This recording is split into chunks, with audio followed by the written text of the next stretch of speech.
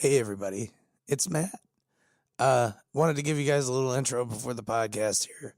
One, I forgot to talk about the music, so the opening song is Cypress Grove by Clutch. It's off of the album Blast Tyrant, I'm pretty sure. So check out that album, check out that song, check out that band. They're great. The second song is Head for a Breakdown by CKY. It's off of their newest album, The Phoenix. It's their first effort that doesn't have their longtime lead singer, Darren Miller, at the helm. I think they knocked it out of the park. It's a great 8-song album. Gets you in, gets you out.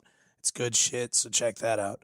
Also, fair warning, right at the end of the first song, for some reason, I thought it was a good artistic choice to just scream in my nasty hoarse voice. So that's going to hit you, boom, right at the end of the song. Other than that, I think we had a pretty cool show, even though, as always, I'm a little wandery. Ben does a pretty good job at reeling me in. So I hope you guys have a great week, and thanks for tuning in.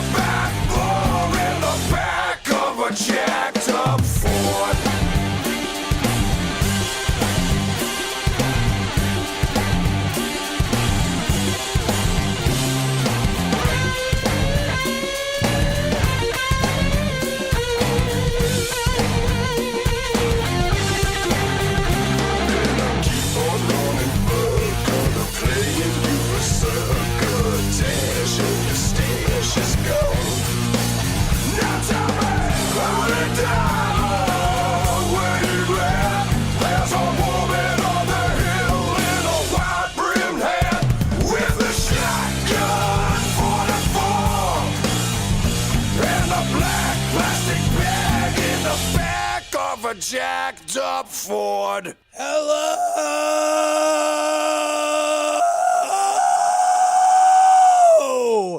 And welcome to Death by Cheeseburger.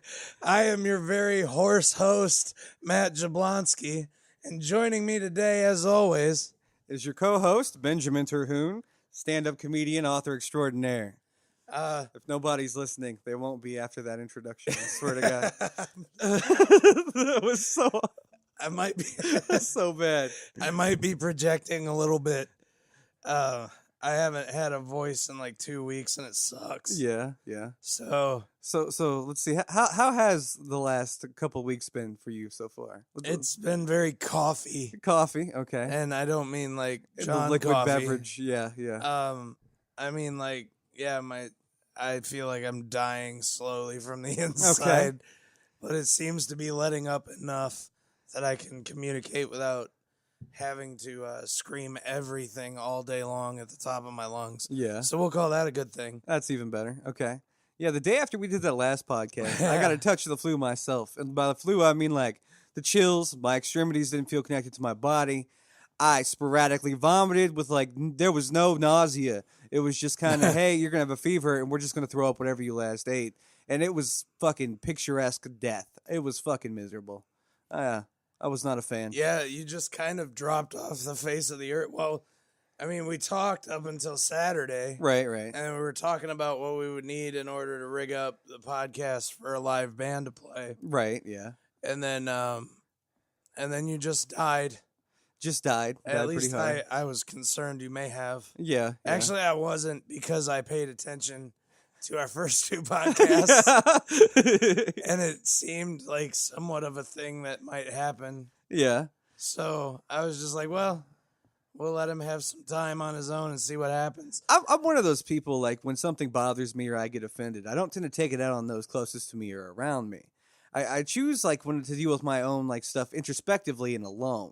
I'm one of those people, like, if I have a bad day at work, I don't take my bad day home to the people around me if I'm going to be around anybody. Right. I take my bad day like a six-pack in front of the television, and I just tell people to fuck off because, well, I know at that time I'm just not in the mental capacity to be social. I just don't have it in me to be nice. And, like, all my walls are pretty much, scraped raw, and I just don't want to put up with shit.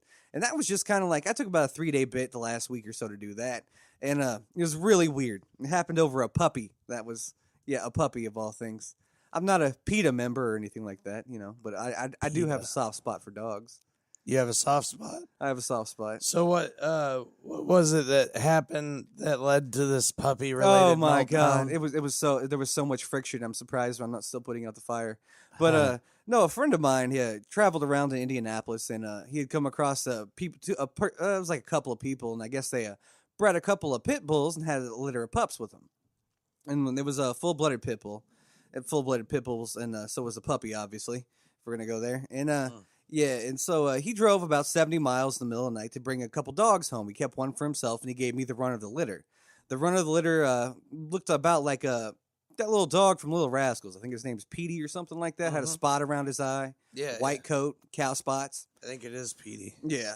And so he brought that dog down, traveled 70 miles, and I still had the flu, which meant, I was still shitting through a screen door, and I was still regurgitating on a whim. And I drove all the way out in Gosport in the middle of the night to pick this dog up. And I was just trying to do the right thing, and I saw that little puppy, and I fell in love with it. It had little blue eyes, looked up at me and everything in the middle of the night, and I thought, well, I'm going to take this puppy home with me. And I was staying at my girlfriend's at the time, who already has 2 dogs. Of course. And both her dogs are rescue dogs, so I thought she'd be a bit consensual. And no, that's not how it turned out. From the moment I brought that puppy into the home that we share, that is our house, until she gets mad and says it's her house, which a lot of women do this. Yeah. Yeah. I've heard of this. Yeah, it's a phenomenon. But anyway, so that's just what she did. Yeah, the poor puppy. So Sorry. It's all good. It's all good. No, I'm in the mindset to cry now. It's deep stuff. All right, now it won't pause. It's not okay. There we go. But yeah, so basically, I went ahead and stuck the puppy in the crate for the night when I first got it home, and I assumed everything was going to go okay because it was a malnourished puppy. It was in shock. It just traveled 60 miles or so. And it was really tired, and it looked a little nauseous from a car ride. And hell, I'd be nauseous too if I drove with that friend of mine. Right. And so, for sure. I had everything set aside. I had little bits of minced chicken. I had some milk set aside. I had a little bit of dog food. And I realized this puppy's not even weaned properly. This puppy's maybe like 6 weeks old tops. So this puppy's, still not on a real good diet or anything. And so I go ahead and try to make arrangements and get all this figured out. I figure I'll give the puppy a night to go ahead and calm down and get settled in. In the morning, I'll try to feed the puppy some food. We'll start making the necessary vet arrangements and to go see the vet and everything else. And then I'll go ahead and I have a friend who owns a dog rescue out in Greene County. She's got like 40 acres pretty much devoted to dogs. Green Tucky? Yeah, her name's Chantel. She's pretty amazing when it comes to rescuing dogs. Like, that's her thing. So I consulted her for a lot of advice. And some of the stuff she told me was don't shock the dog, don't move it around too much, don't be all up in its face. She said, that puppy will come around and it'll go to you. And I don't know, after having the dog about a day and a half or so, my girlfriend had went out to the store and she bought puppy formula, puppy food, a gate to house the puppy in a small corner of the house. She had dug out a crate. she had stayed up like all night trying to take care of this puppy and basically just tried to be like a godsend and an angel. And I'm thinking to myself as the course of this is going on, I'm like, damn, she really has my back. Like, she really goes ahead and, she gets me and understands that I just want to do the right thing by this puppy. And I'm like, this woman is totally on my level. Oh, no. I couldn't have been more wrong, my friend. Oh, so you assumed you knew what a woman thought.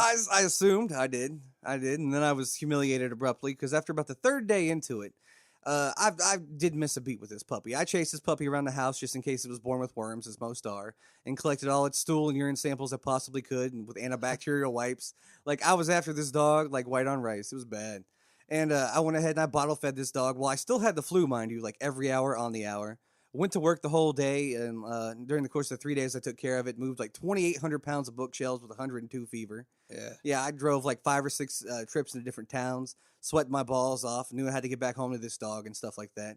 And then finally, we get there and we start having some friction between us, a little argumentative talk here and there and everything. She assumes that I'm abruptly incompetent, basically just because of when it comes to raising puppies. And she'd heard some country stories I said about how we used to let our dogs run free out in the stakes and how we used to let them chase the mailman and everything else. And like, it's a country dogs are just a particular brand of dog. You let them free roam, you let them run around, chase squirrels. It's what they do.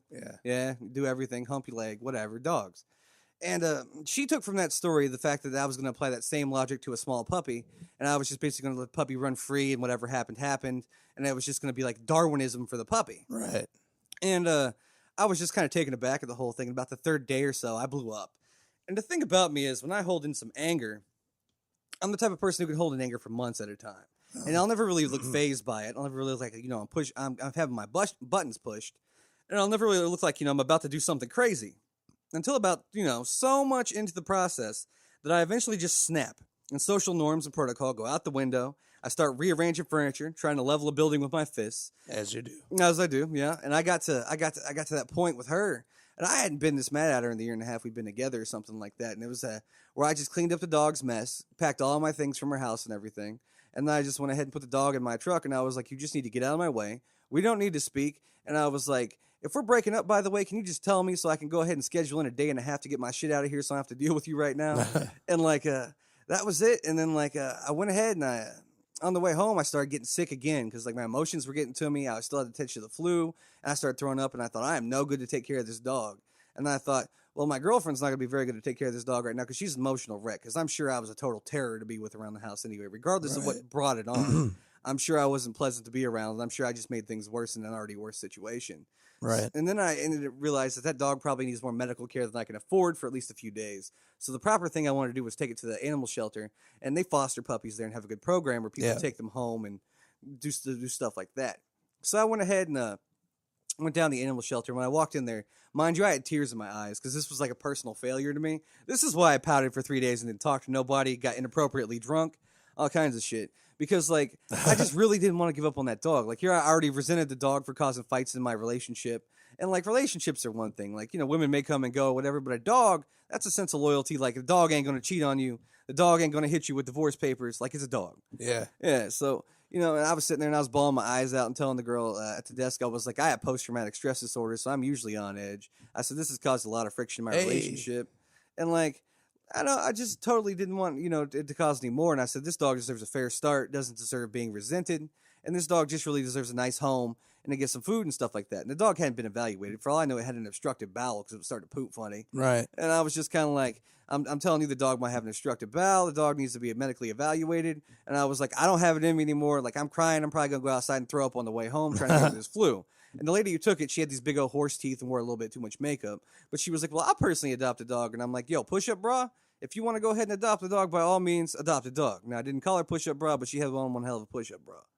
And so I went ahead and I left and pretty much stormed out of the animal shelter, drove home like a madman because that you shouldn't drive while you're under emotional duress. It's probably a bad idea. Probably. Yeah. And then I got home and I got inappropriately drunk. I drank probably 12 different kinds of moonshine and chased it with 10 beers. And I had the flu, mind you, because this is where I'm at in my peak of mental health, and I decided this is a sane decision to make. Yeah. And so, like, I get all smashed and fucking black out pretty much at my dining room table. I try to text an imaginary food delivery company who doesn't cater to the remoteness of my home and where I'm located to bring me some chicken. my cousin's over, and he's basically went from like hanging out with me to being my drunken babysitter. And so basically, yeah, I spent the night there just reveling on my kitchen, on my kitchen table, falling asleep, passed out, drunk. Woke up the next day, simultaneously threw up and pissed myself. Like, it was awesome. Well, it sounds like a great time. I mean, yeah, I took a few days for myself. I'm sorry I missed you. Like, yeah, it seems like we would have had a wonderful time frolicking through fields of daisies. We totally would have. While you were pissed off and drinking. Oh, I was pissed off at the world and drinking, and the girlfriend and I have since talked things out, and it's not so much that she thought I was incompetent. She just drew her own conclusions, and she's one of those people who has to show initiative and be the first at everything and try to, always be on top of things and manage things. And I mean, this leads over from her life to her career, and she's perpetually the woman in charge. I just don't think she's used to someone as strong-willed and assertive, as independent as I am, saying, hey, this is my dog. Hey, I'm in charge now. And I just think the whole thing took her aback some, and she just didn't know how to articulate what she was feeling versus what she was saying. And I was so sick at the time, I viewed everything as an attack because I didn't have the tolerance to be tolerant. I was waiting until we were going to get into that part where you were not in a good place either. No, dude. I freely admit that. I was like, hold on. I freely admit that I am fallible as fuck in this situation as well. Like, I shouldn't have got a dog at midnight. I shouldn't have tried it when I was sick. And it all just stemmed from both of us trying to do the right thing and us not having like a plan to communicate together. And then me just losing my shit because, well, it was semi-warranted, but it was also like, we both could communicate it together and we both could have made it work a lot better. And the whole thing was just really pathetic after I analyzed it. But like, it shouldn't have happened. It happened. I'm making peace with it. Yeah, shit happens when you party naked. Well, yeah, we've done a lot of naked making up and partying after that. That's great. Yeah, I'm really happy with that. When you part. fuck to the point of chafage. I've totally chafed right now. Like, I walked in here bow-legged, and I'm walking out bow-legged as well, my friend. Well, of course, you never walk out of here not bow-legged. Sometimes it's like our first date all over again when you talk to me all romantically like that. I don't even know what to say to that. I appreciate it. Oh, man. So, rough week with the puppy. Yeah. Rough week with my laryngitis or whatever. Tonsillitis. Something. Emphysema. Yeah, probably.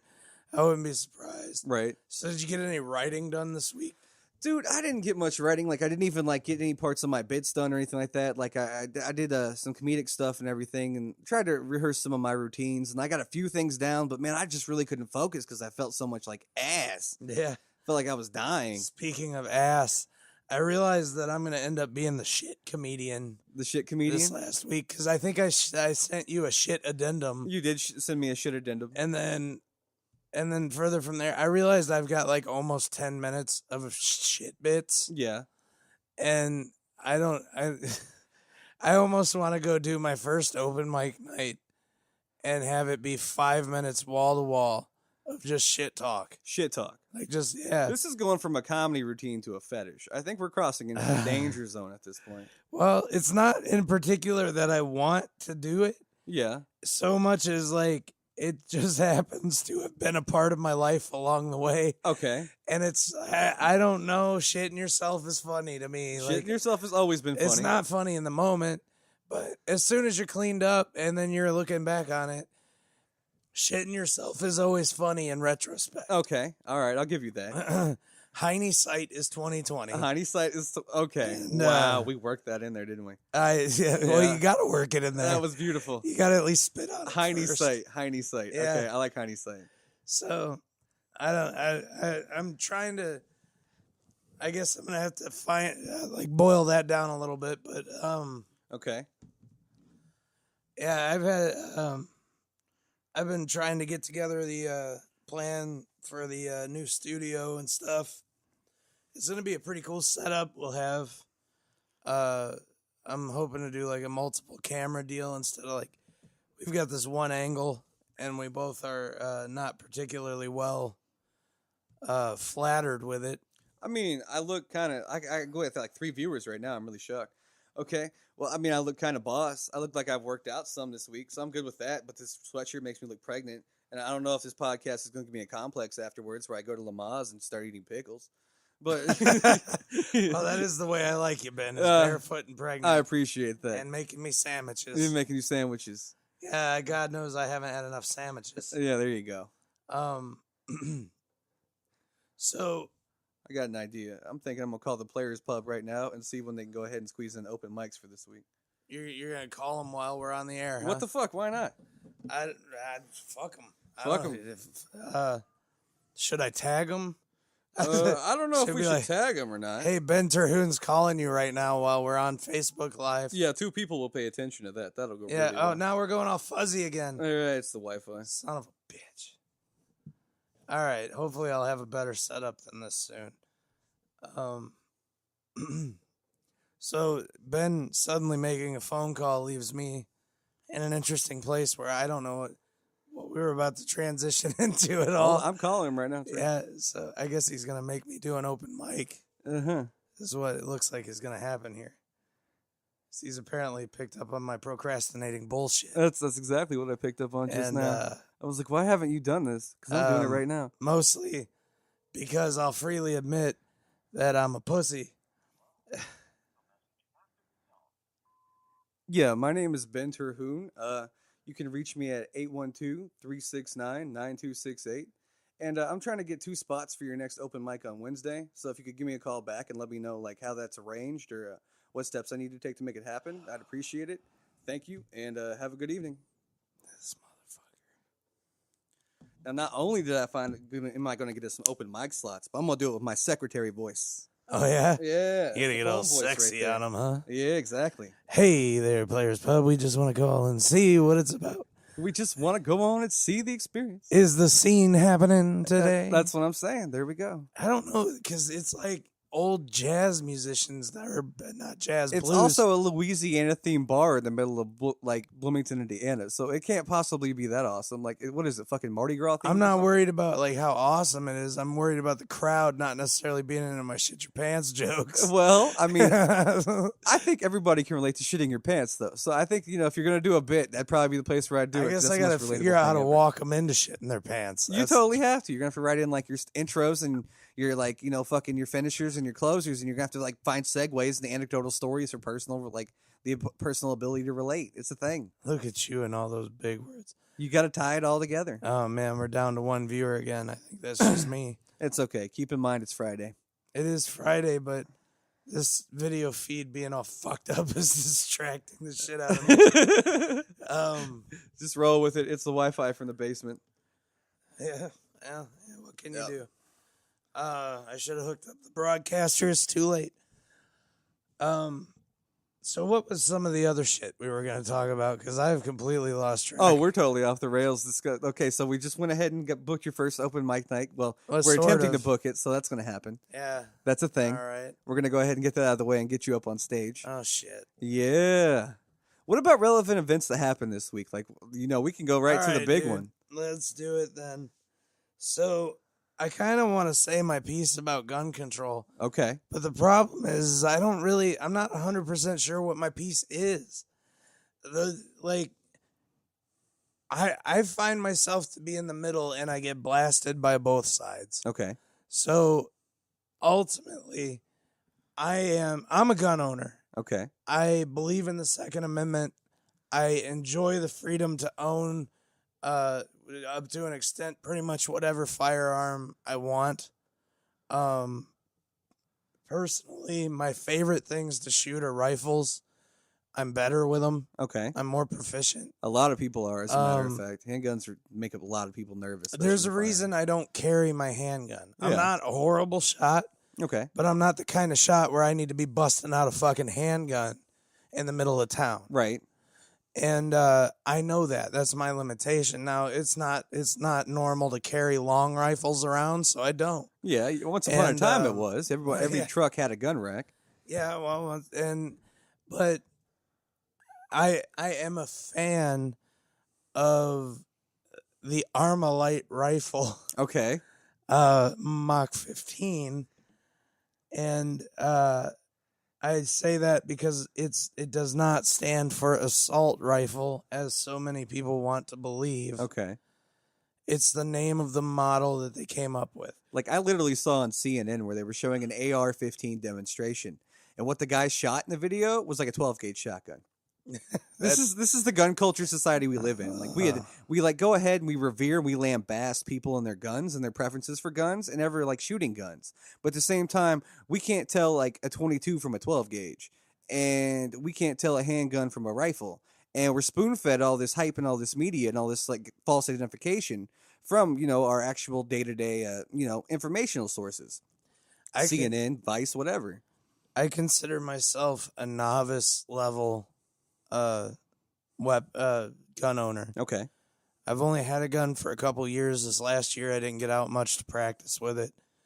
I do want an AR-15. Yeah. Because every time I've shot one, I was fast. Okay. And I don't mean in pulling the trigger, because anybody who's like into marksmanship knows you don't just let her rip on the trigger unless you're in an advanced level and you're showing off. Yeah.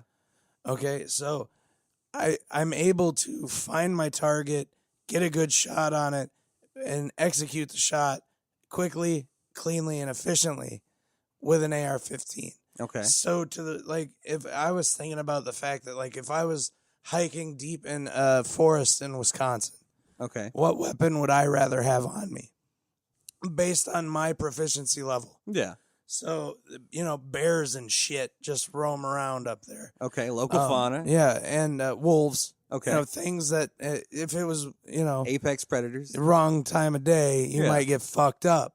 So, if I was going up against a bear, would I rather have 8 to 17 shots, maybe plus one, in a handgun, where I have to be deadly precise, and I'm not as good with it? Okay. Or would I rather have 20 to, whatever size magazine I have gotten for it? Yeah. Based on whatever's legal now, I don't even know anymore. Okay. So I know I would rather have the AR-15. All right. I know that if I was out in the wintertime and I found myself surrounded by some hungry-ass wolves, I would rather have the AR-15. Okay. I know that there are practical uses for it. I also know that it's a slight deviation from the M5, right? Yeah. It's basically a semi-automatic M5. Okay. So in a sense, it makes sense when you argue that it's a military grade weapon, except it's limited. Okay. I'm getting a lot of different thoughts coming through my head all at the same time. So, well, here's the thing: as a person who's prior military, who I can now classify as a veteran and everything, I'm not a handgun enthusiast. I don't enjoy handguns at all. Because the simple fact is, the majority of people with handguns don't know how to fucking shoot handguns. And I mean, I know this is probably going to be offensive to people who own handguns and they want to toot their own horn. But these are the same people who aren't going out and they're not going out and practicing on the range. They're the same people who filled out a concealed carry permit, and they're the same people who went ahead and took a 2-hour class and now think they're skilled enough with these firearms to go ahead and stop someone from invading their home, or to go ahead and pick off a target at 20 yards. Right. And the thing of the matter is, handguns aren't effective, in the means of killing. You can stop somebody with one. You can shoot somebody with one. But even in the Army, they tell you that you still have a 50 to 75% chance of surviving in a fight with someone who's got a handgun based on where your ass gets shot. We all know from, everything in pop culture and zombies, a headshot equals death. You get popped in the torso, you got a 25 to 75% chance of coming out of it. Right. At best, 50-50. And the thing of the matter is, I'm not a handgun supporter, but now I've had the M16, I've shot the M4, I've carried them from day to day, and I value those weapons like I valued my life, because I needed them to go ahead and defend my life from time to time. Now, I never got in any firefights or skirmishes and, or nothing like that. The weird thing is I ended up with PTSD, not from the military. What I did in the military was 89 Delta, explosive ordnance disposal. That was basically diffusing things that were supposed to explode, and that didn't explode. Right. And so, just from that standpoint and everything, I don't think people know enough about guns to go ahead and draw the conclusions they do about them. What they know is that the media tells them somebody with a gun killed somebody else, or fired into a crowd, shot up a school, or something like that. And that's where we're at right now, is where people are taking guns and they're going ahead and, committing these mass shootings. And I think at this point there's been over 30 school shootings, and we're just barely 3 months into the year of 2018. Oh. I don't know if it's 30. I heard 18, but it could have changed in the last 10 minutes. I don't know. But I think to say that a person who has experienced the loss of a loved one at the hands of that weapon. Okay. And then also, who can look back at the history of the school shootings we've had in the last 20 years and see how many of them were done with an AR-15 or a weapon similar to an AR-15. Okay. To say that you can't understand where they're coming from when they talk about wanting to either regulate the size of magazines, Yeah. or do away with assault rifles in general. Yeah. It's hard for me to say that this person's argument is invalid Okay. strictly because of what was written on a hemp parchment over 200 years ago. Okay. Because what the reality is that a lot of kids are dying. Yeah. And not just kids, people at movies, people on military bases, Yeah. people like people in the streets. Like, Okay. So what I think is that it's logical that they've come to the conclusion that they think that less of those weapons in society Okay. equals less access to those weapons Mm-hmm. overall for criminals. Okay. All right. So they're not saying that criminals can't get the guns. Right. They're saying that they will have a limited amount of access to. Yeah. All right. So on the other hand, there's something to be said for the argument that, for one, it is our constitutional right to keep and bear arms. And anyone who's not naive knows that the right to keep and bear arms is not for hunting. Okay. Exactly. It is for throwing off a tyrannical government in the event that that becomes necessary. Yeah. That was the point of the well-regulated militias. Okay. We were allowed basically to maintain our own sort of check to the government Yeah. power. And there is something to be said for the fact that many people in this country, many people who make up the working class, the people who grow the food, the people who raise the cattle, Yeah. have grown up to believe that that's their inalienable right. Yeah. Most definitely. And they've been trained to be proficient with these things, and they've never hurt a soul with them. Right. And so it's a valid argument to suggest that taking something away from people who haven't done anything wrong in order to punish people who are they're already criminals by definition. Yeah. So the premise that we're going to assume that they're going to follow a new law is kind of silly. So on both sides of the argument, we have a valid point. Okay. The Constitution and the Bill of Rights themselves, which is also a part of the Constitution. Now, that was an article that was written by James Madison, I do believe. And what he was basically doing was trying to go ahead and set up an independent country free of British right. Now, when that was written and everything, nobody understands that these are like archaic documents. These are now 100 plus years old. People don't take that into account. So we're discussing things. I don't think they've planned on there being fully automatic weapons in the future, or there being readily available access to guns as much as there is, or especially people being shot at in social settings just for wanting to go to a movie, or a kid coming to school because he feels overly bullied, and trying to go ahead and do something like that, and then pulling a gun on his classmates and taking them all out one by one. I think, when the Constitution was written and everything, it was written for the idea that you should be able to defend your property, you should be able to have your rights, have your property, and you shouldn't be able to have anybody seize that, take that from you, and you should be able to defend it by whatever means necessary. I don't think that, when everybody from Jefferson's to James Madison got together and, started writing the Constitution, the Bill of Rights, that they sat down and thought, school shootings are going to be a thing and all this. And I think there needs to be some form of legislature and some type of regulations put in place that go ahead and do this. And I don't know if we start with a mental health background check, or I don't know, I know felons can't own guns. Hell, I still think that's a good idea, regardless of the people I know who've committed stupid felonies and whatnot. I figure if your judgment's lacking in that area, it's got to be lacking when you pick up a firearm. It's probably just a safe assumption. Right. So, like, I don't know how they're going to regulate it, and I don't know how I would like it regulated. But I know there needs to be something done to ensure that people with poor mental health and poor reasoning skills don't end up with firearms. And I can tell you, taking away firearms is probably not a good idea ever, because as we've seen throughout countless moments in history and throughout hundreds of years of fighting war after war and battle after battle, what stops bad men with guns is good guys with guns. Right. And I think that's important to remember, but there's also I'm trying to think of this from both points of view, so I get kind of lost. You're playing your own devil's advocate.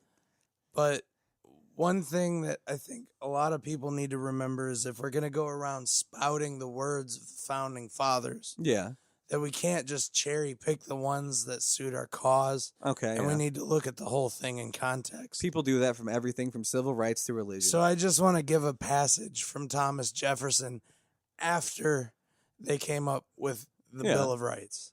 Okay. I am certainly not an advocate for frequent and untried changes in laws and constitutions. I think moderate imperfections had better be borne with, because when once known, we accommodate ourselves to them and find practical means of correcting their ill effects. But I know also that laws and institutions must go hand in hand with the progress of the human mind. As that becomes more developed, more enlightened, as new discoveries are made, new truths disclosed, and manners and opinions change with the change of circumstances, institutions must advance also and keep pace with the times. We might as well require a man to wear still the coat which fitted him when a boy, as civilized society to remain ever under the regimen of their barbarous ancestors. Good God.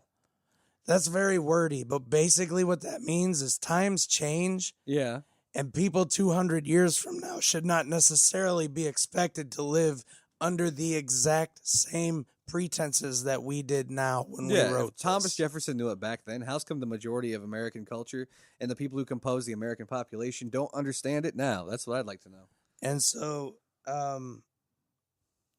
I have what I think is a fair suggestion that the pro-gun crowd could attempt to banner in hopes that they could prevent themselves from losing what they enjoy. Yeah.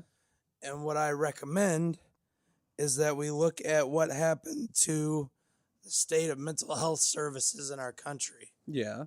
And if we follow that back and we're a conservative, or we tend to the conservative side, and we're honest with ourselves, we say that old guy, Ronald Reagan, that tricky little bastard, he shut down mental services in this country. It's time we stop being bloviating bitch holes about our taxes. Yeah. And start investing in our goddamn society. It really is. So instead of funding another small fucking offshoot of government that's eventually going to try and fucking keep itself employed perpetually. Oh shit. I may have lost track of where I was going. Keep themselves employed. So how we should. Well, otherwise, I guess in a sense, mental health would. Yeah. We're saying, okay, you don't have to try to keep yourself employed perpetually. Yeah. You're going to be here. This is, we need you. We need these services. Yeah. We need more psychiatrists. We need more counselors in every community. By far and away. When I needed a psychiatrist to find out, see if I could figure out what was going on with me. Yeah. With good insurance. Yeah. It was a gigantic pain in the fucking ass. Oh, I can relate. To get to a psychiatrist. And so that shouldn't be the case. I just got done doing 6 months of extensive talk therapy. Yeah. And I think my insurance was just canceled shortly after I completed the majority of my therapy goals. Like, I'm still reapplying for insurance right now and to get that Healthy Indiana plan. It's basically like Medicaid. Yeah. And then and they canceled it because they said I didn't have a valid Indiana address. And they sent it to an Indiana address where they knew I would be read. So the irony of that is fucking like totally insane. It truly is. Yeah, so I think that we should reinvest in our destroyed mental health services, Next, I think that we should invest more in our educational system overall. Yeah. Meaning that I don't think there's any reason teachers should be buying supplies for their classrooms. Okay. Teachers are never paid enough anyway. That's like the No. most underthanked and underpaid fucking profession there possibly is. No, the teachers' unions have money coming out their asses, but Yeah. teachers ain't making shit. Yeah. So we need to compensate our teachers better, Mm-hmm. and we need to make sure that the kids have what they need to learn. Yeah. I don't understand how we're going to say it's mandatory for everyone to go through the school system and then turn around and be like, oh, and by the way, we're not going to fund it. Yeah. Yeah. So get over it. We got to fund it. Yeah. We need education. But while we're at it, let's go ahead and do it, and let's have armed security at schools. Yeah. Yeah. Fuck it. Let's do it. I'm really on board with that idea, as a matter of fact. I seriously As long am. as the people who work those jobs are properly vetted, Yeah. regularly trained to maintain their marksmanship, whatever. There's We'll come up with a standard that you have to meet. There's like an argumentative group on Facebook, and they always talk argumentatively about the shooting at Fort Hood that took place. They're like, well, that was a military base, and those people were trained with guns, and people still got shot. But the thing of the matter is, on a military base, what you don't know because you haven't lived on one and because you haven't put in the time is the simple fact that the people on a military base don't often have guns. There's guard posts, and then there's people who are on duty, and yes, they may carry a sidearm, but it's a rare event. You have to actually go to like a quartermaster and go ahead and check out your weapons, and you have to go ahead and check them out for supplies, and you have to sign for them for regulated exercises and for times of marksmanship training and drills and everything else. Right. So even if you were to go to a military base and open fire, the odds of you hitting someone and the odds of you shooting someone are pretty much like 90% because nobody else really has a gun until like it's way too fucking late. Yeah. Well, that's the thing is even in the event that we have an active shooter at a school, whatever amount of time it takes for the cops to get there is too long. Yeah. So this is where a lot of people on the, I guess I'm just going to say the liberal side of the argument are kind of missing the point when we bring up the idea about arming teachers. Yeah. I don't think we should force anybody to do it. If you don't want to participate in that program, I understand. Mm-hmm. But if you're willing to do some things to maintain an expert level of use with a firearm, it might not be a bad thing. Yeah. But then there's also the other side of that, which is teachers have a lot of responsibility in the event of an active shooter as it is. Yeah. On average, I think most classrooms are around 30 kids. Yeah. So every teacher in the school is responsible for a different set of 30 kids. Yeah. And they have to do the very best that they can. Oh, it's already overwhelming as shit. Now we're introducing gun violence into the equation. Yeah, there's no way of knowing that they're going to be able to get through that. Yeah. All they can do is maybe lock down the room and barricade the door and hope for the best. Mm-hmm. But they've got to try to keep 30 kids in line, keep them from running out in the hallway, keep them from doing anything stupid. Oh, yeah. Keep them quiet. Uh-huh. And then at the same time, they're going to draw a firearm and use it accurately under all of that stress. Yeah, I don't see it being feasibly. We can't even trust our cops on a consistent basis Right. to use their firearms at anywhere near that level. Yeah.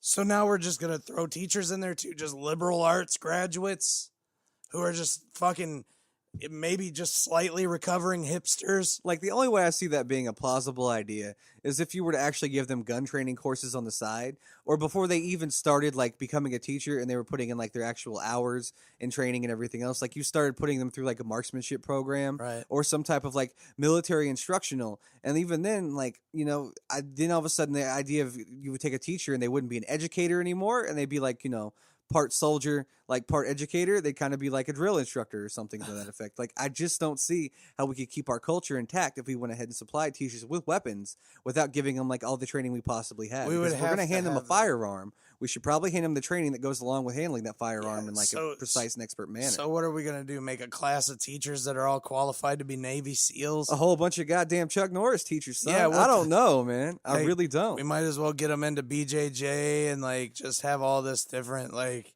Teach them hand to hand. Krav Maga. Like, I don't know that arming teachers is a great. I understand where that comes Right. from. I don't know that it's a great solution. Well, I mean, in my opinion, like a lot of the financial budget for a school is squandered on stupid shit from time to time. Yeah, anyway. sports. And like, I have no idea why a superintendent needs to make over $100,000 a year. I really fucking don't. Or why any high school football stadium needs to cost anywhere near $1 million to build. Yep.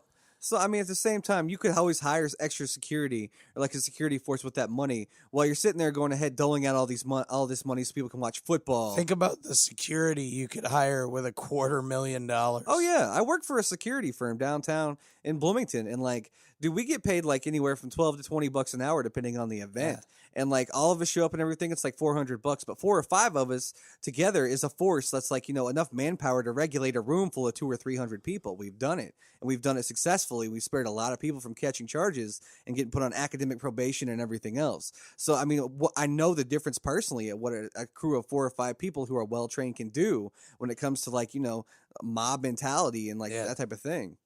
So, So I said basically so far that mental health, I think we should look into security. Yeah. I think we should definitely devote more for security and more for mental health. Yeah. And there's always a third thing, but I've lost track of it. It's the less important of the 3 ideas, I think. But, yeah. I think that if we could try a few things first before we go banning anything. Yeah. Well, it would be cool if we could do that, but I also get that I don't know how much, because we talked about your week a little bit, but people are fucking pissed this time. Oh yeah, absolutely. Like, this is apparently one shooting too many, and it's sad that I need to say the phrase "one shooting too many." Like, people should realize after a single school shooting that there's a possibility for this to do it again, because kids are pretty much taught how to live their lives by getting examples. Like, you lead by example, and like with gunplay and stuff like that, I'm sure someone's going to pick up on it. And it is this weird time where they have I saw where a lot of conservatives are arguing that the kids who are now protesting, who were the survivors of the incident, were like Democratic actors. And I would just like to point out that these kids are organizing a movement. Yeah. They're petitioning their government, and they're creating a mood for change. Uh-huh. The Democrats have no fucking idea how to do any of that. Yeah. These are just kids. But at the same time, 2 weeks ago, we were just talking about how stupid they are for eating Tide Pods. Yeah. So I don't know what to fucking think anymore. Yeah. Like, I can understand that. But I do know that at the end of the day, I'm getting to a point where I'm having a hard time arguing against people who've lost their children. Yeah. About it being my right to own this piece of equipment. Absolutely, yeah. There's I nobody. have a very difficult time saying that to somebody with a straight face. Like, it's probably not a good idea to wave your gun in the air in front of someone who's had their child shot in the head at point blank range over the fact that some kid had a fucking grudge somewhere he didn't know how to settle. And like, it's probably not a good idea to go ahead and continuously advocate for guns and everything to the people who've experienced the worst of what guns can do, because you're not going to pull them out of that dark place they're in, and you're not going to stop their grief and their loss by saying, but guns are beneficial because you can basically shop for groceries in the woods with your weapons, and you can defend your home from foreign powers and that type of thing, because they're not thinking there's logic in that. They're thinking about the heartache and about their child who's never going to walk through the door again. So, like, while people are trying to argue both sides of this fence, it's just kind of like running into a brick wall repeatedly, because, there's things like gun shows out there where you can go ahead and pay money and not get ID'd for a gun, or there's private sales and private parties. And the same time is, guns are going to be like drugs one day. I mean, even if they're outlawed to death and they're made illegal, people will still build them in the privacy of their garages. People will still trade them, like, freely on whatever shady market back alley they can find. And it's just going to be one of those things. So I really think there needs to be something more restrictive done to it in regards to mental health. I really think schools need to beef up their security. Yeah. So, with all of that being said, I guess we've got a pretty good place we can transition. You shared something with me about a situation where someone met someone who had an instance that involved guns as well, that you were interested in sharing with people on the broad pod that is very not working. On the broad pod. What instance was this? I'm drawing a blank. This was the story that is right in front of you. Oh, okay. Yeah, see, so I have this friend. And basically, let's see. He's probably spent over half a decade in prison. He's still really young, not even 30 years of age. And he just recently lost his father. His father died young from a shitty diet, hard work life, and everything. And he comes from a large family. He's got 3 other siblings besides himself. So he couldn't always be the center of attention, even when times got hard. And I'm sure some of the things that led to him doing drugs as he got older, and some of the things that led to him neglecting his ideas and everything were probably overlooked by his parents because they were busy working their ass off raising 4 kids. Right. And so over the course of his life and everything, he did a lot of drugs, a lot of stupid decisions. At one point in his life, and this is what kills me, he involved me personally in this. I was having poor health and just had a surgery, and he said he wanted to come over to the house and hang out, play some video games, eat some pizza. And he had found a pill bottle in my car that was for prescription Loratab because I had just had like a stomach surgery a couple of months before that. And he took the bottle. He went ahead and ran to a pharmacy without my knowledge the next day after he left my house. And he went ahead and got it filled and then came back and picked it up under saying that he was me. When he had to show ID and everything. This is how hard up for a buzz he was. He literally gave them his ID and said who he was. And then he told them I was mentally incompetent and that he was my caretaker and he worked for an organization that took care of people who were, mentally challenged, we'll put it that way. Makes sense. And so he could get those pills. And this is how hard up that kid's been for a buzz. Well, throughout the last, decade or so, he's been in and out of prison. He's never really tried to go at rehab unless it was a Christian-based learning rehab and so that type of thing. And I don't know how. I understand how the 12 steps work and everything like that. And I understand that people basically replace their, chemical addictions with an addiction to Christ after it's all said and done. Yeah. But the thing of the matter is this he's done so much time inside that he's a free thinker. Basically, he's self-taught, self-educated. And after doing this much time in prison, which I almost believe was beneficial to him, especially for his education and his talent, he taught himself a lot because there's nothing else to do in there but read. Right. And one of the things he's done since he's been out on his last stint from rehab is he went ahead and said that he was going to try his hand at writing. And I was just kind of like, well, I've seen some of the stuff he does. And what it is it's really pretentious. And it reads kind of like a bit like a dry academic novel of sorts or an academic textbook. And I'm just kind of like, dude, you can't write like that. I said, what you have that nobody else has is over half a decade of experience in prison. What you have that no one else has is 15 years of doing hard drugs. You know what it's like to grow up poor. You know what it's like to do everything you possibly can and to break the trust of your loved ones and your friends to search for that next buzz. You know what it's like to be in the middle of a fucking prison riot. I said, if you stop going ahead and trying to talk like a college professor and you start writing like the person that you are, you might come up with something. Yeah. And then he pitched the idea. He said, well, can I go ahead and write something out and put it on and you'll read it on the podcast? And I said, well, if it sucks, I'm not going to read it. And I said, but if you write in the tone that I know you can, you speak in the, the tone of the person you are, and it's from your heart, and, it's based in, real world experiences, then yeah, I'll probably give it a read. And so this right here is what he sent me. What I'm holding is 2 pages in my hand. Let's see here for the people on the webcam.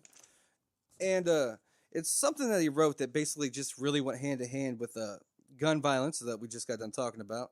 And then also it was just something out there that I don't think a lot of people have a lot of experience with other than watching like NBC's Lockup or 60 Days In on fucking whatever stupid network television show that's on. So I'm just going to go ahead and give it a read and we'll get through it. I said, he goes, when my guy told me to write something about my experience in prison and drug addiction, my initial thought was, whatever, this should be easy. A story? Hell, I have plenty of stories. Over half a decade in prison, 15 years of drug abuse and addiction. Yes, suffice it to say, I've seen some shit. But this is a fucking comedy show, isn't it? I mean, I've seen and done some stupidly amusing shit in my life, but damn, nothing worth really retelling. You fuckers don't want to hear about prison and snorting dope off the back of nasty-ass public bathroom toilets, but fuck it. I'm going to tell you a story anyway because I have the chance, and it may be the only one I've ever given. You don't want to go to prison. I know you are thinking like, yeah, dumbass. No, I mean there is at least one of you that is hearing this or will hear this that will have the privilege and opportunity to do something mildly fucking stupid. Whether it's tomorrow or next year, it will come. Whether it's a DUI or killing your neighbor's cat, don't fucking do that, by the way. Any stupid decision carries the potential of time incarcerated. So if that opportunity and privilege ever comes, think about this. I was 19 when I was sentenced to my first prison term, something called a walkthrough in the Indiana Department of Corrections, which is just a very short sentence to give you an idea of the life you are heading for if you do not stop your fuckery. The first place you were sent to was called RDC, Reception Diagnostic Center, which is 23 hours a day inside a cell with one person, the hour out being divided up between meals and a 10-minute shower every other day. They do your blood tests, put your DNA in the database, and have you classified. As far as mental health and whatnot, this process can last up to 45 days. I was there for 43. This is a lot that happens that is fucking mind-blowing from the second you step foot in this place. But just for time's sake and your sanity, I'll just tell you when I knew this shit had gotten all the way real. I was an awkward fat white kid growing up and never really found my place during adolescence. Preach. Probably because while my peers were going to junior high, I was drinking half gallons of whiskey and doing B&Es to support my already increasing drug habit. This lack of social skill and awkwardness toward people never really went away. So I walk into my cell and sitting there on the stainless steel toilet taking a shit, yes, taking a fucking shit, is one of the biggest black guys I've ever seen in my goddamn life. Not really many people of race in Royal County, Indiana. Anyway, I walk in, he looks me right in the fucking eyes, eye contact like I don't know if this guy is mid-log or what, but he says, "What up, bruh? Tank C. I can be done in a minute, fam. Just look out the window or something if it's weird." Like, motherfucker, is it weird? You were looking me in the eyes while you shit like we were in the goddamn checkout line at Walmart. Of course I didn't say that. I set my shit down and looked out the window. I'm in prison. A couple minutes later, I hear a toilet flush. Alright, bet. He's done. I turn around and still in the toilet, looks at me again in the eyes and says, "I guess you ain't never been to the joint before. Drop one down, drown one down." Damn.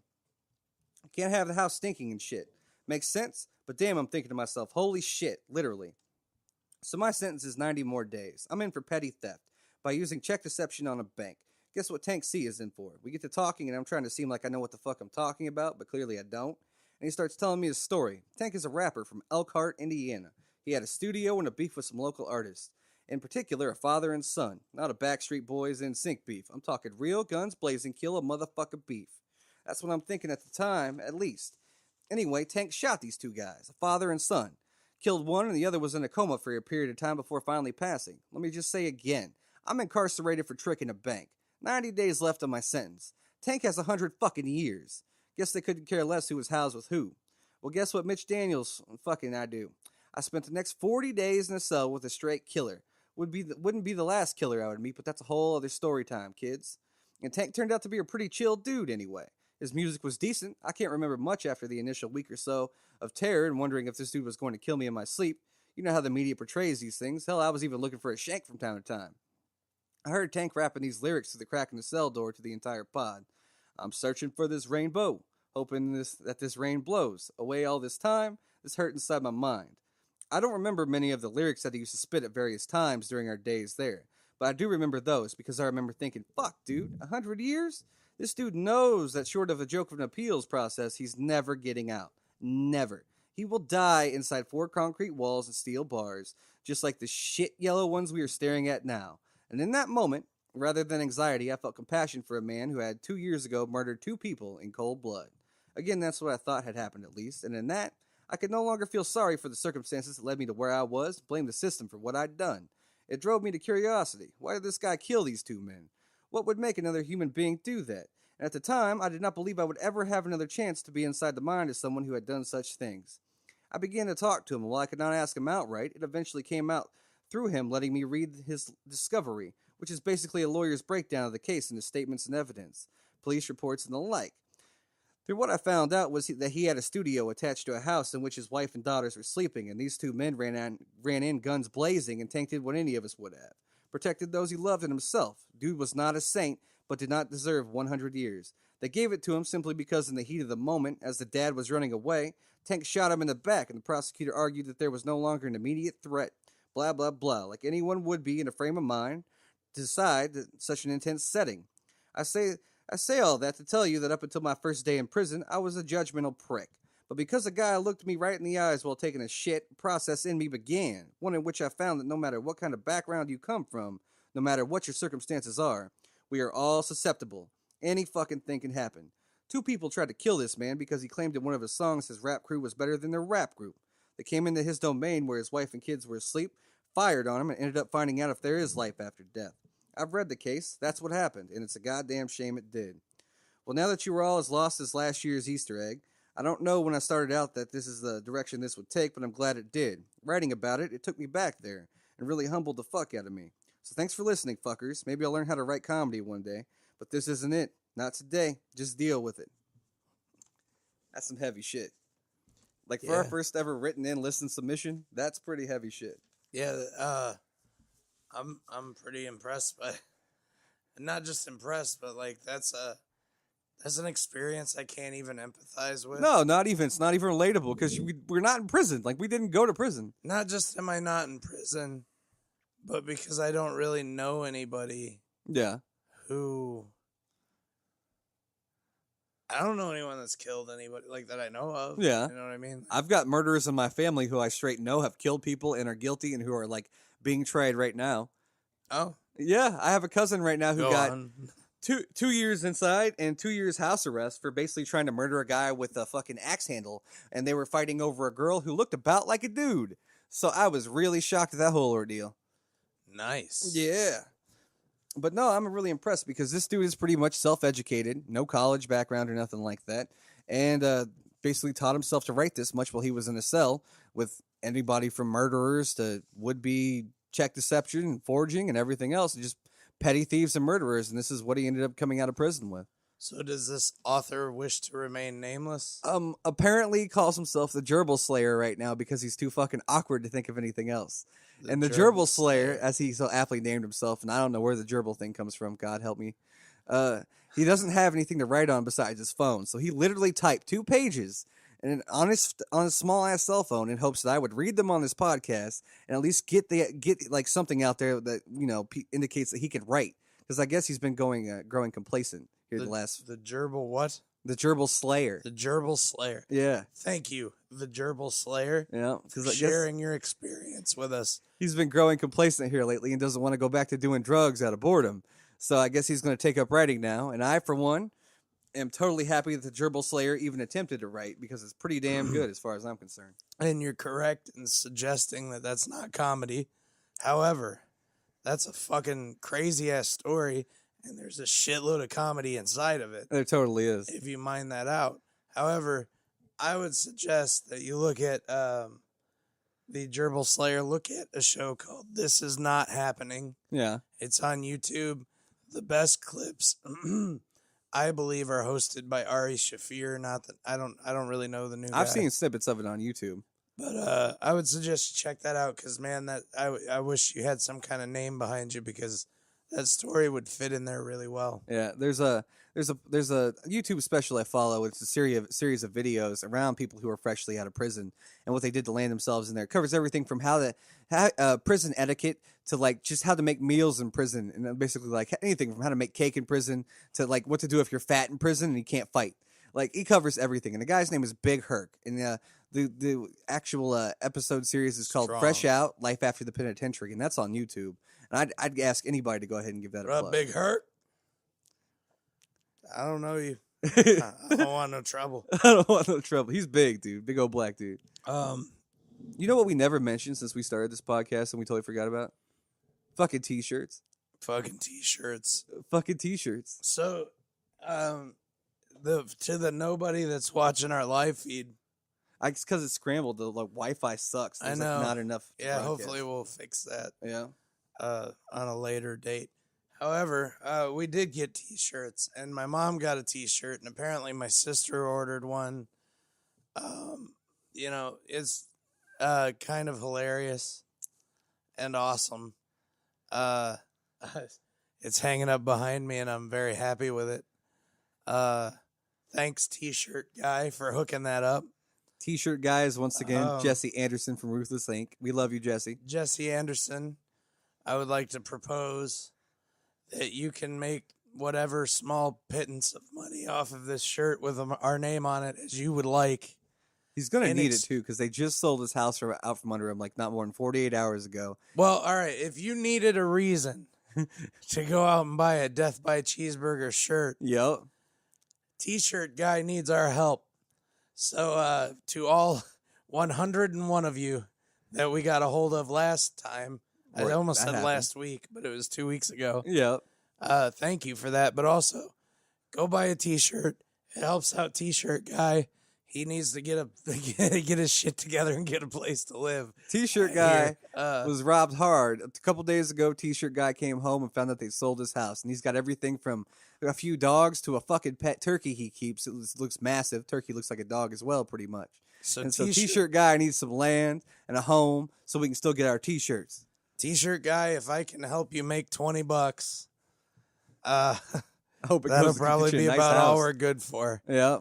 But whatever we can help get you, all the better. I would just like to throw this out there to you. If you make anything off the shirts for now, great. We don't have a ton of people listening anyway. Yeah. Thanks for doing it, man. It's awesome. Just let us keep using the logo in perpetuity. That's man. pretty much where That's I'm all, at, dude. because I want to put that on everything, and I don't want to have to chop up residuals. So let's just be friends. Yes, let's always be friends, T-shirt maybe guy. we'll work together on something legitimate down the line. Anyway, I've been doing a little researching. Have you?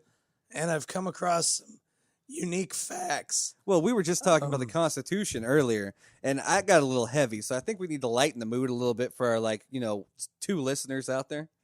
You know how every time you're trying to text somebody in a hurry, autocorrect just fucks you the whole time? Yeah. Like you just fat thumb shit and it Yeah. fucks you up. Well, I decided to dig into the history of autocorrect. Okay.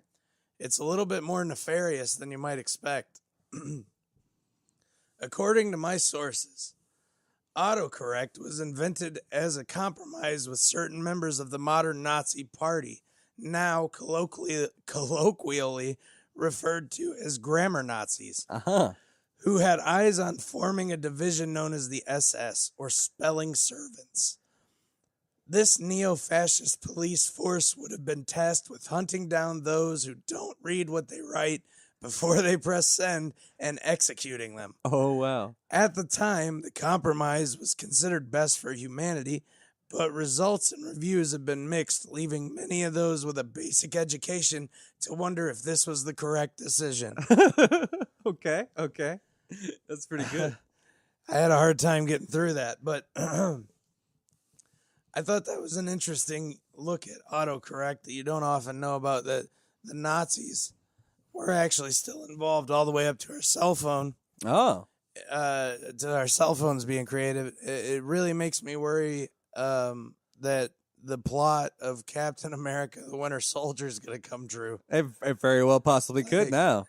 Oh, shit. What if someone says December to the wrong guy and he fucking just blows up half a city? That's pretty much it. That's going to be the trigger word right there. He's going to be like, December. Yep, that's the code word. Bratwurst. That'll go ahead and bring an operative out. Sauerkraut. Yeah, now I'm scared. Race car. The hot dogs. Yeah. Yeah. And then all of a sudden he's just going to be a killing machine. Fucking Cheetos. Here comes the death. Fuckers, man. I don't know. I'm telling you. So, let's see. I have some notes I took. I just got to find the ones I feel like sharing. All right. Share the notes. Share the notes.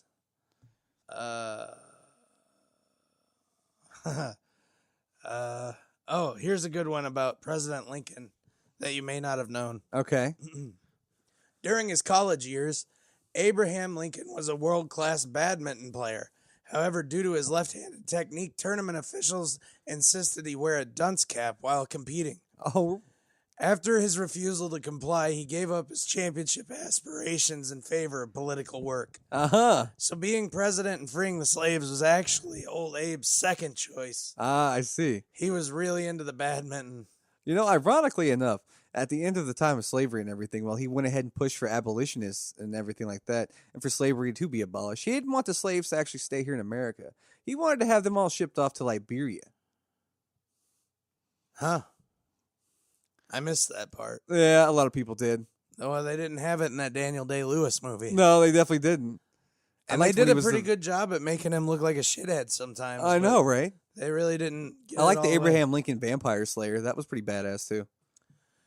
Here's another fact I found submitted by, I don't know if I want to call him fan of the podcast because he's too cool to be a fan of anything. I see, okay. DK Buchanan. He sent me, it's actually more of a information to live by. Yeah. It says, build a man a fire and he'll be warm all day. set a man on fire and he'll be warm for the rest of his life. That's beautiful. I know. I thought it was great. I can have that. I guess that fortune is cookie. a fact too, isn't it? That's Like, totally a fact. I mean, unless somebody comes and ruins it. No, that's definitely a fact. All right. Let me see. DK submitted a lot of shit here. I gotta find mine. Yeah, it's politics. Yeah, I know you had a lot of these. These are definitely worth reading for sure. Well, I'm the shit guy, so we might as well talk about toilet paper. Yeah. Toilet paper was originally a form of rolled parchment for writing and communications before the inventor of the notebook literally wiped his ass with it to demonstrate his product's worthier capability. I can see it. To his surprise, it was the most comfortable wipe of his life, and tissue parchment was repurposed, allowing both products to thrive. Okay. I could totally see that being possible. Unfortunately, marijuana lost out in that Oh, hell. that debate there. Okay. All right. I'll give you one more fact, and then I think I'm really depleting my list here. Okay, one more fact. So, okay. Let me call an audible. Omaha. After learning of Cecil the Lion's untimely demise, presidential candidate Donald Trump, now president Donald Trump, dispatched a team of highly trained professionals to construct a hairpiece from Cecil's mane. While it looks the same as his other hairpieces, Mr. Trump is particularly fond of this one because it makes him feel more like Mufasa. Mufasa. Okay. All right, that's beautiful. So, I love that one. That's good shit. Okay, that'll totally work. Okay, so we covered t-shirts. All right, so how many people listened to the last podcast that we did? we got to, all told, from what I could see, about 101 Dalmatians out there. So we officially broke 100. Yeah, we're better than Cruella de Vil. So, so let's see. That means that 202 hours is what we basically stole from America within the last 2 weeks. Yeah, that was one podcast, not to mention the other one where we have the only one that's left up is the YouTube, and that one has like 85, I think. 85? Okay. So that's another 170 or whatever. Yeah, 170 hours of listening. Okay, all right.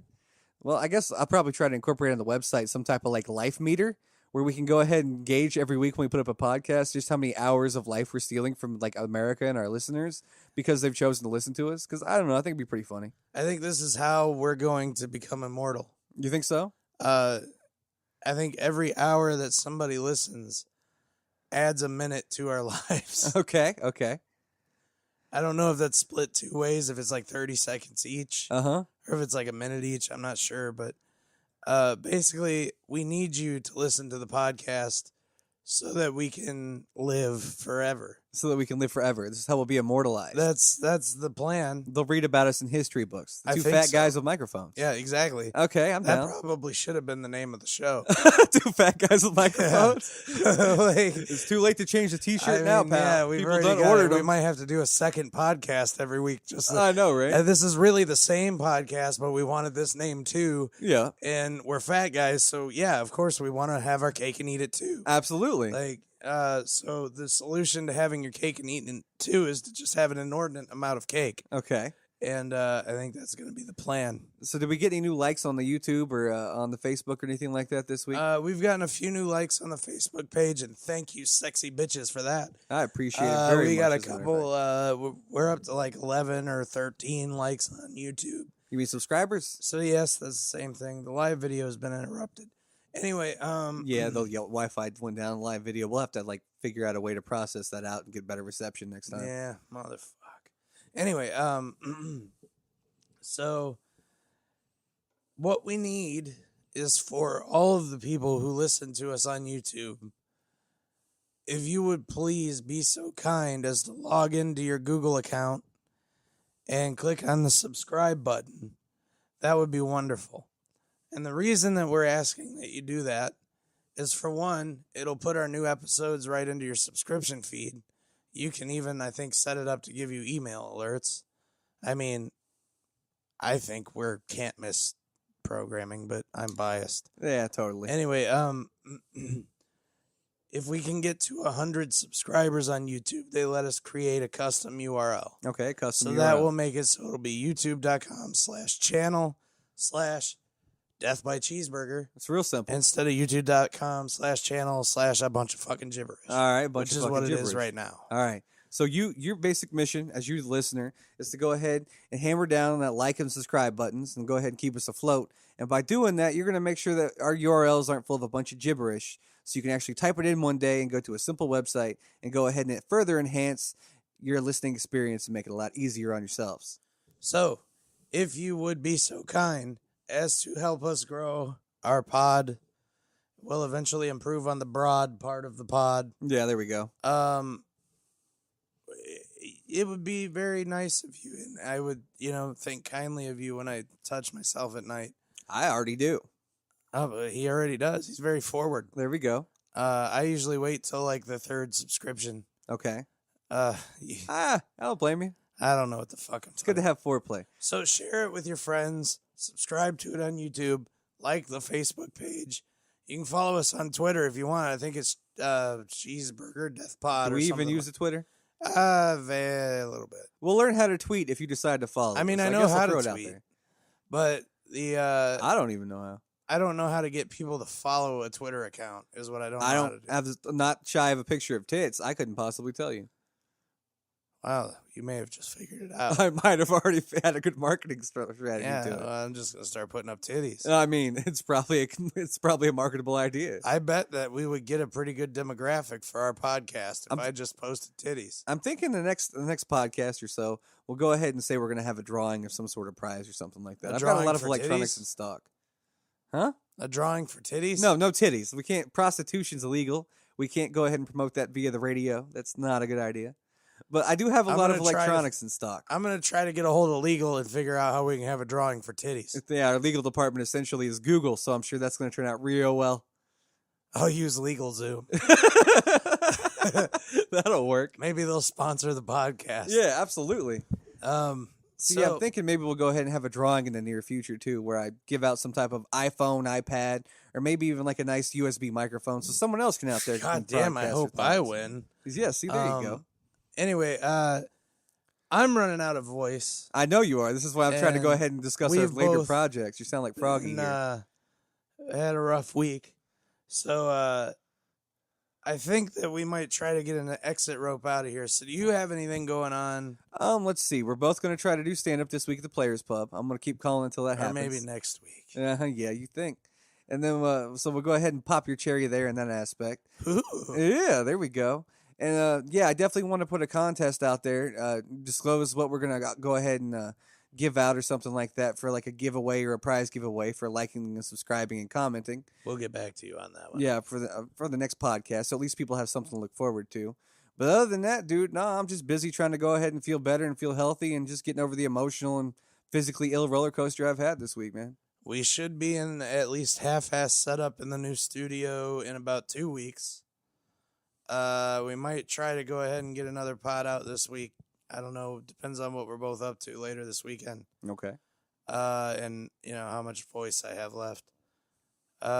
It's the weekend, though, so I got to just kind of avoid everybody and not talk much. So Pretty much. So basically, I think we're going to get the fuck out of here. Thanks for tuning in. Sorry that the Facebook feed was fucked up. We're still figuring out how that works. Technical difficulties. Yeah, and then we'll see you soon. There's gonna be a song here, but I don't. Yeah, we'll see you next week. I'll guys. give it to you later.